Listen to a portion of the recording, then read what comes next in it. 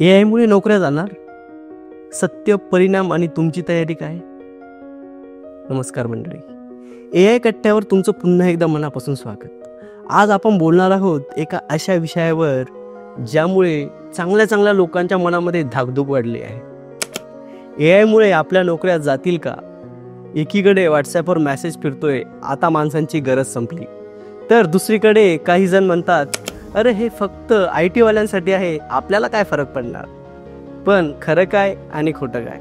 चला आज आपण या गोंधळातून एकदाच बाहेर पडूया आणि पाहूया नक्की कोणत्या नोकऱ्यांवर परिणाम होईल, कोणत्या लाखो संधी नवीन निर्माण होत आहे आणि या लाटेवर स्वार होण्यासाठी आपण काय करायला हवं.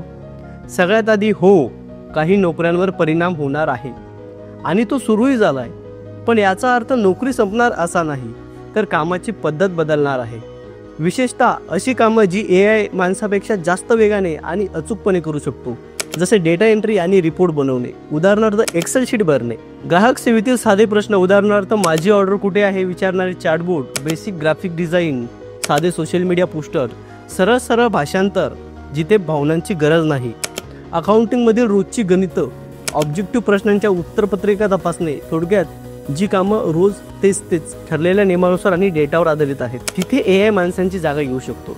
म्हणून अशा नोकऱ्यांमध्ये बदल अटळ आहे. पण मित्रांनो, घाबरू नका. इतिहासात प्रत्येक क्रांतीने जुनी कामं बदलून नवीन संधी निर्माण केल्या आहे. AI मुळे तर असंख्य नव्या इंटरेस्टिंग नोकऱ्या जन्माला येत आहे. AI सोबत वाढणाऱ्या काही भन्नाट नोकऱ्या आहे.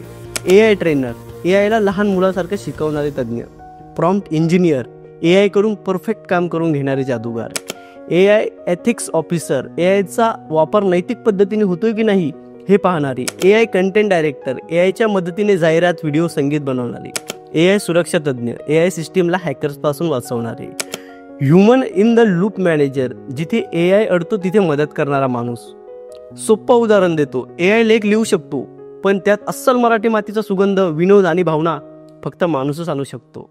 AI सुंदर चित्र काढू शकतो, पण ग्राहकाच्या मनात काय आहे हे ओळखून योग्य डिझाईन फक्त माणूसच बनवू शकतो. म्हणजेच AI हे एक फक्त हत्यार आहे आणि तो चालवणारा माणूस नेहमीच महत्त्वाचा राहील. फक्त त्याचा रोल बदलेल. जसे तुम्ही आधी सायकल चालवत होता, आता मोटरसायकल चालवता. जो तयार तोच दमदार.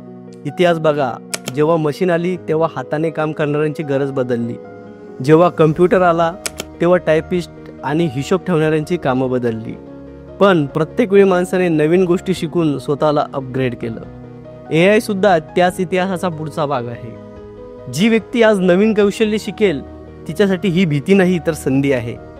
आजच्या काळात आवश्यक 5 स्किल: क्रिटिकल थिंकिंग, AI ने दिलेली माहिती तपासणे; क्रिएटिव्हिटी, AI न करू शकणाऱ्या नव्या कल्पना; AI टूल्स वापरणे, ChatGPT, मिडजर्नी इत्यादी; स्टोरी टेलिंग, कल्पना आणि डेटा प्रभावीपणे मांडणे; इमोशनल इंटेलिजन्स, माणसांशी संवाद, टीमवर्क. शेवटी एकच वाक्य लक्षात ठेवा, AI तुमची नोकरी घेणार नाही, पण जो माणूस AI वापरायला शिकला आहे तो तुमची नोकरी नक्की घेऊ शकतो. त्यामुळे अपडेट राहा. तर मित्रांनो, AI मुळे नोकऱ्या जातील का? याचं उत्तर आहे हो. जुन्या पद्धतीच्या नोकऱ्या नक्कीच बदलतील, पण नाही, कारण त्यापेक्षा जास्त नवीन संधी निर्माण होतील. आपण काय करायचं? आपण घाबरायचं नाही, उत्सुक राहायचं, शिकायचं, बदलासाठी तयार राहायचं. आता तुम्ही सांगा, तुम्हाला AI बद्दल सगळ्यात जास्त भीती कशाची वाटते, किंवा कोणती संधी सर्वात भारी वाटते? कमेंटमध्ये नक्की सांगा. हा व्हिडिओ महत्त्वाचा, माहिती देणारा वाटला असेल तर लाईक नक्की करा, चॅनलला सबस्क्राईब करा, तुमच्या मित्रांना आणि कुटुंबातील लोकांना शेअर करून त्यांनाही या बदलासाठी तयार व्हा असे सांगा. कारण इथे आपण टेक्नॉलॉजीबद्दल बोलतो, आपल्या माणसांसाठी, आपल्या मराठीत. पुन्हा भेटूया पुढच्या व्हिडिओ. तोपर्यंत शिकत राहा, पुढे जात राहा.